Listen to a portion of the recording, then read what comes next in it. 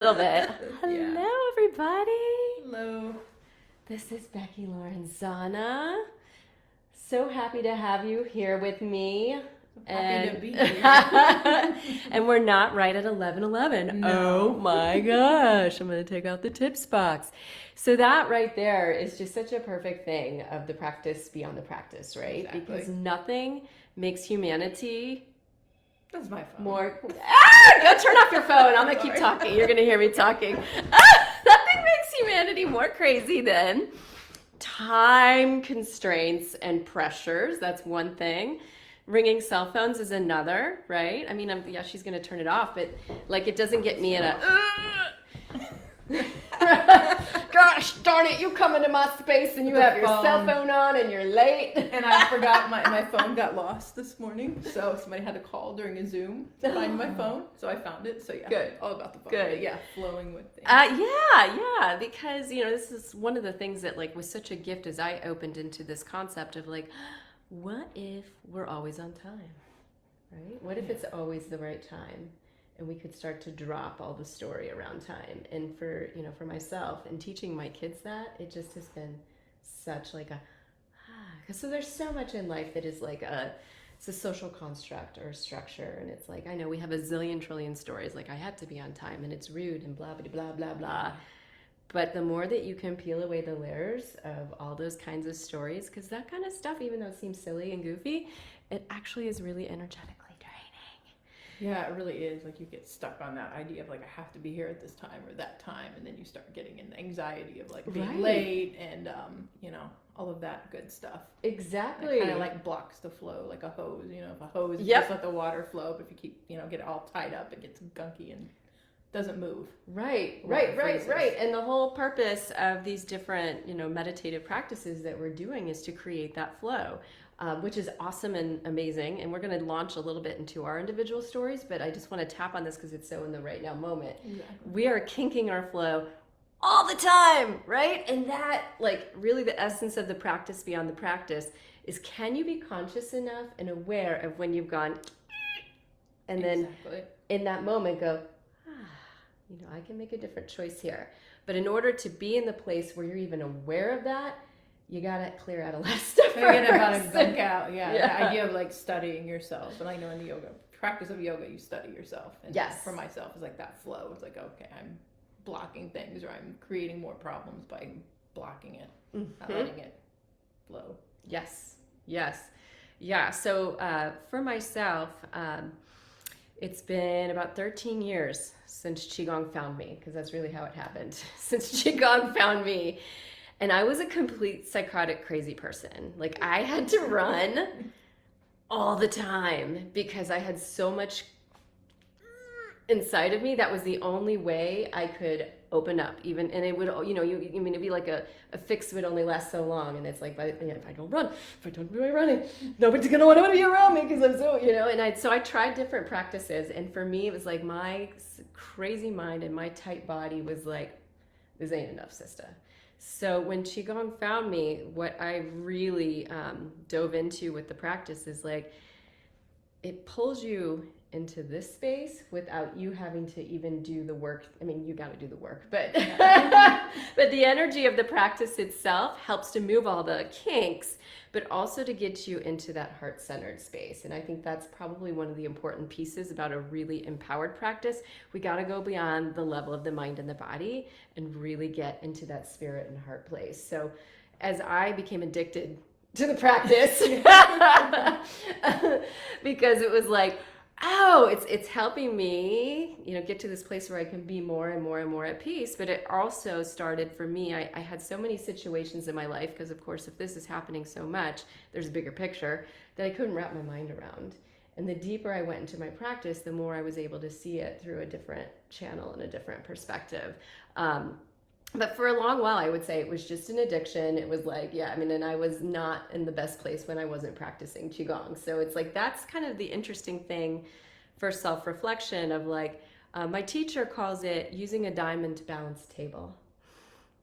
It's like it can do the job, but you're missing the bigger potential of the practice. So it's not something that you're going to get right away. So again, I'm not sharing this so that you feel like, oh crap, I'm a failure at what I'm doing, because you have to go through the whole process to get there. So I kind of want to pause there, because that was kind of like phase one for me, and I want to hear your experience, because I know you had kind of a parallel thing too.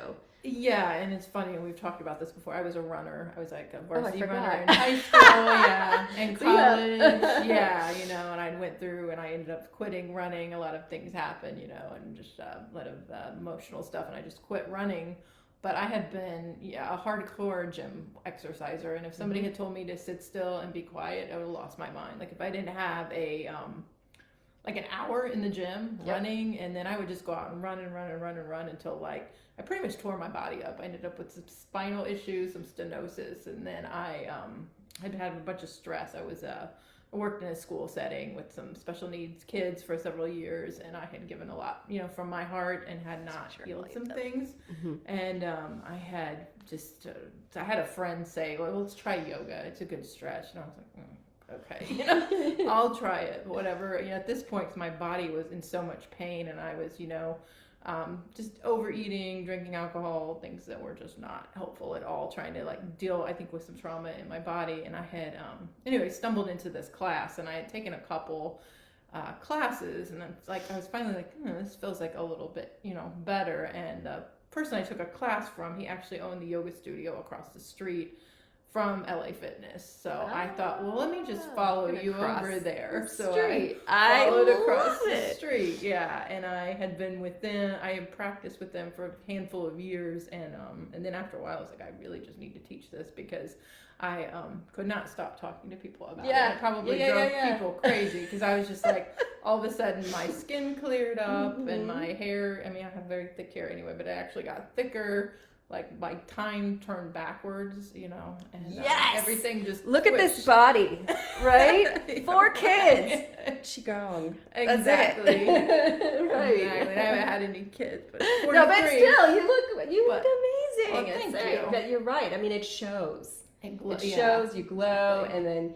Yeah, I had the same experience. Like I was telling everybody, and yes, they were probably like, all right, crazy like, lady. Hearing about it. Yeah, like what kind of cult is she? Exactly. And but I was like undeniable. I was like, this is what I'm going to do the rest of my life. And of course I have people say, nobody wants to pay for yoga. Nobody, you know, and then COVID happened, and it's like, the world's stressed out. Like we're close to a collective crash if we don't all take a breath.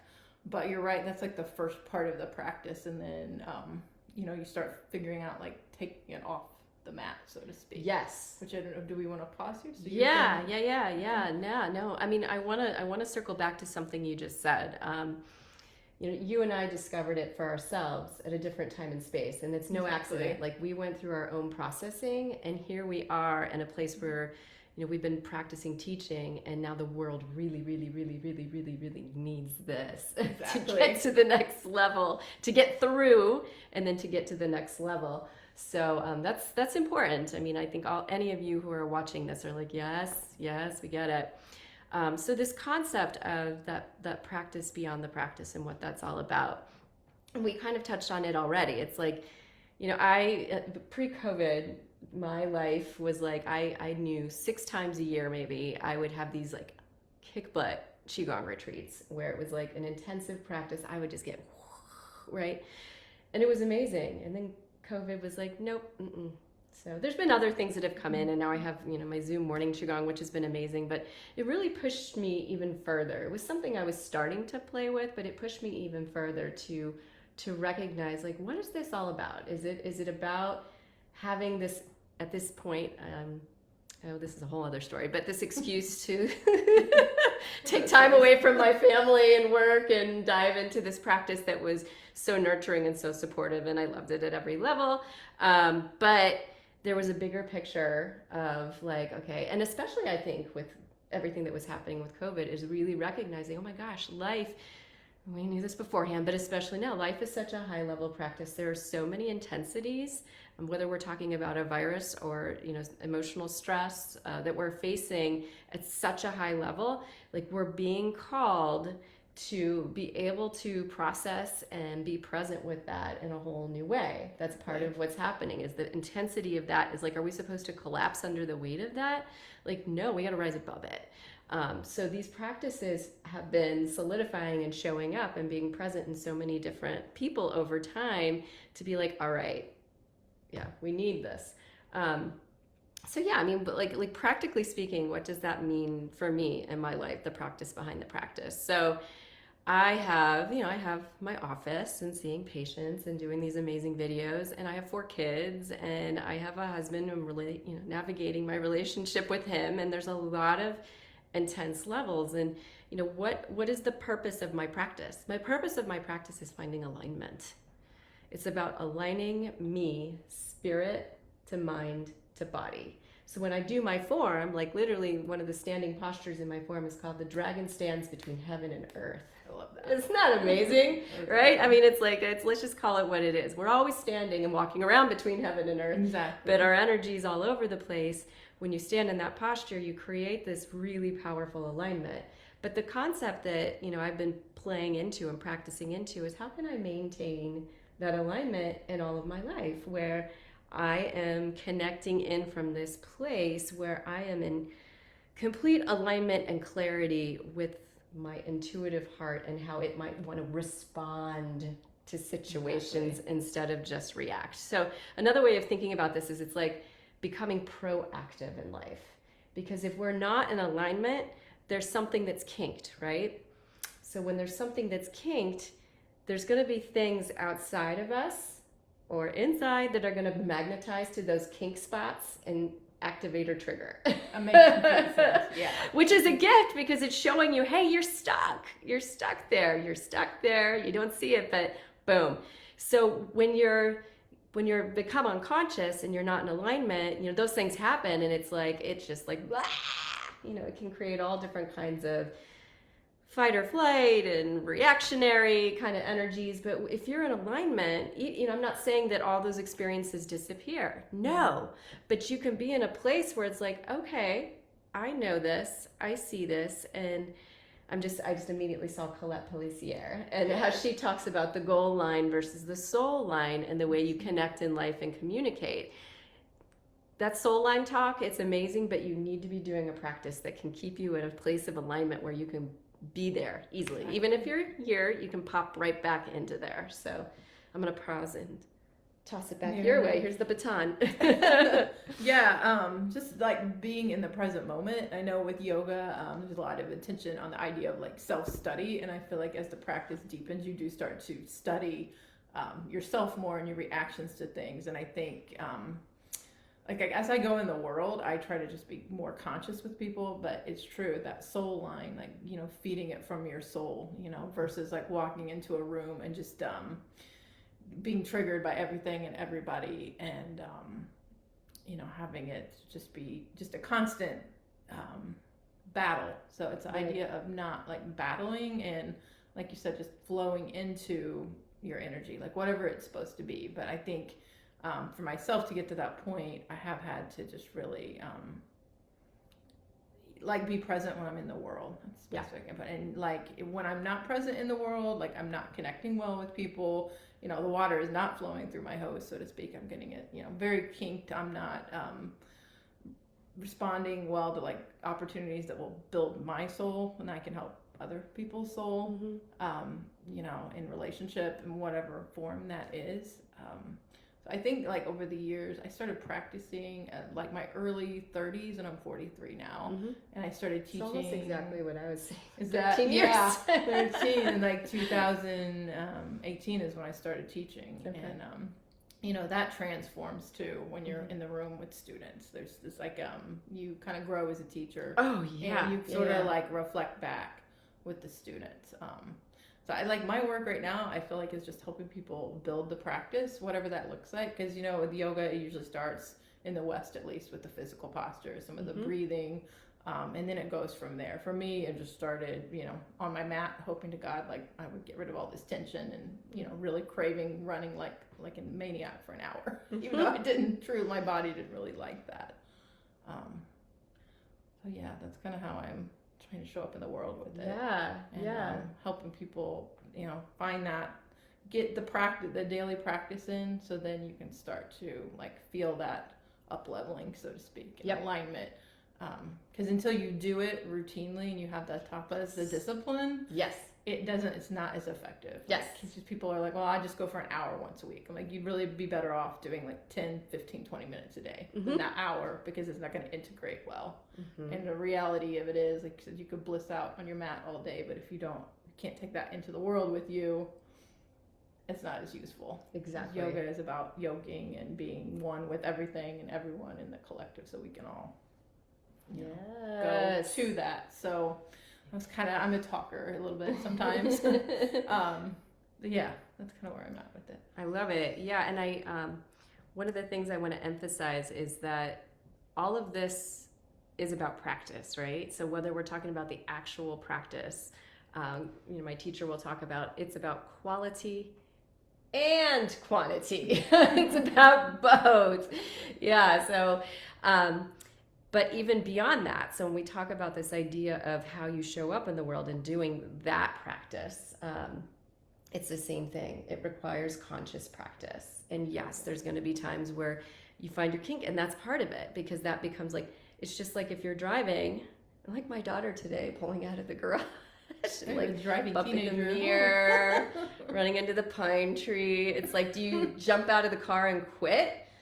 Or get mad at the pine tree in the garage for being too tight? No, it's like, we just have to realign, right? And when you're really conscious and aligned and aware, and you see that right away, the quicker, but it takes practice. So it's like, and it's a commitment. And probably one of the first phases I want to speak to, because I've been going through this for so long. There's going to be a phase that you go through where when you have that self-awareness, it's going to be like, oh, there I am. And you got to see the fullness of that and love it, because that's part of what when we keep things unconscious, it's because we're not fully accepting and loving those parts of ourselves. And so they're going to stay stuck until we bring them to light and we fully have compassion for ourselves. So have compassion, be tender with yourself as you open into this process of really showing up and showing up and showing up. Yeah, because I think it's not always like a pretty, process. Sometimes it looks horrible, and you find yourself like yeah. My friend yourself crying on your mat, like wanting to toss the phone through your window because your app is crashing. Like it could like result in all kinds of things. It's not just like floating and being beautiful. But I think when you get on the other side of that, it's like peace. Peace in whatever that way. Yes, peace in yourself and who you are. Yes. In this world. The wholeness of who you are. Exactly. Yeah. To get to that peace, you have to accept all the pieces. Exactly. Broken pieces and all that can come back to regular, full pieces. I love it. One thing I want to speak to is, we've been building up and having these really awesome conversations and events related to relationship in our Conscious Community Collaborative, which you've been part of since its beginning. And this is the first one that you've been a host of in quite a while. It is. Collaborator. Do you want to speak to, I know you just had a meeting, like kind of what's coming together for this event, which is, by the way, Thursday, December 9th at 6:30, live on Zoom, free. So we'll post it in this link. Yeah, we had a really good conversation about that this morning. We were kind of talking about flowing. It'll be me, Tracy Miner, and Heather Myers, and we are really going to just work on figuring out your relationship to your relationship, so to speak, energetically. Like, where do you have a drain at? And they're going to be using a wheel. And I won't go into that in big detail because you'll understand that more as we do it. It's just really just a reevaluating your life and where do you want to go? What do you want that vision to look like stepping forward into 2022? And Tracy's going to be doing a really lovely meditation. I'm going to be doing some grounding, some yoga grounding, all about like getting into the body and just kind of envisioning what do you want that to look like? What's your vision? Your relationship with your relationships, like what, where is that you want to be? Yeah. Because, kind of getting real with yourself is a good start. So, and just feeling it in your body too. Yeah.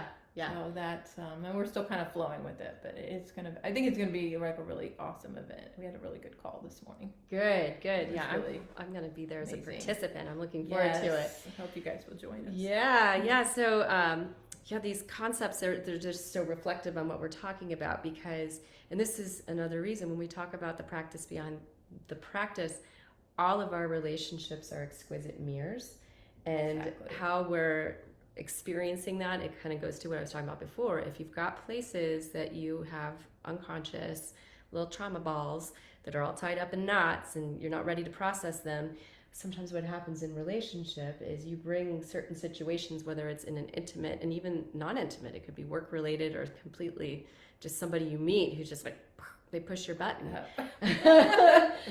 Yeah, right. So what I want to speak to on that is, the levels, because there's the level that's within the body and the energy body. There's the level that's emotional. There's a level that's spiritual. And that's another powerful piece of having a practice, because when that energy, you get that energy flowing more, then you're just, again, it's like when you are in those moments, you just have greater ease with being able to jump into that bigger perspective, work through it, be in consciousness of what's even like aware that like, hey, I have a body.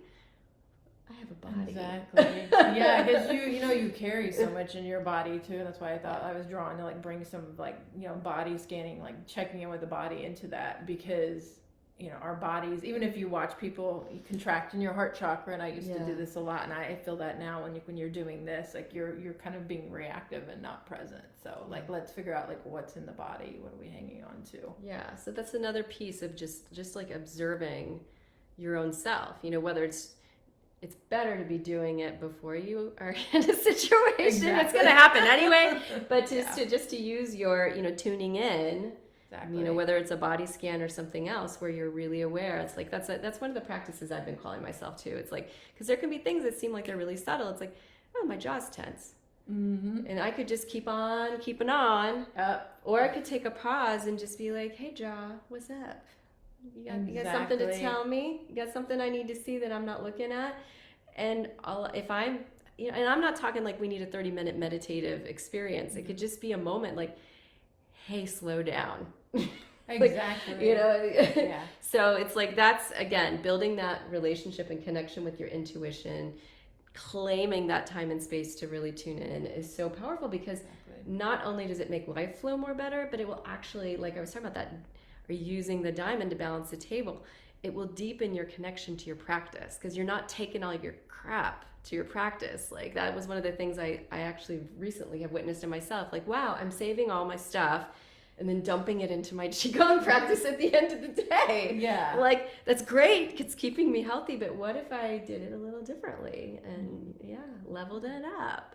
So, well, this is awesome. This was very good. Yeah. Any final thoughts before we close? I don't know. I'm excited to be here, and this is great. I was kind of like nervous about it, as I normally am talking, but I feel like I just kind of flow with things today, and here we are, and excited for the event on December. It is Thursday, December 9th, 6:30 to 8, live on Zoom. I'm very excited for 2022 and beyond. Yeah, and that's another thing I want to touch on is like, this is such a great time to be taking to pause, because what we close up, what we clear. So I'll kind of go a little deeper into this. So we're diving into winter. So what happens is, the energy's turning inward. It's not disappearing. And Mother Nature is like, she has to do some really deep conscious work. Like, what do I have energy to create for the next year? Let's look at what happened in the year past. So doing this kind of deep work with yourself right now is so aligned and so important, because you don't want to carry your crap into 2022. I mean, I know we'll carry a little bit, but let's, doing the work now, investing in yourself right now is super valuable. So we'll hope that you all join us next Thursday. Exactly. Come plant your seeds for the winter, so to speak. I love that. So, yes, plant your seeds for the winter. All right. Take care, everybody.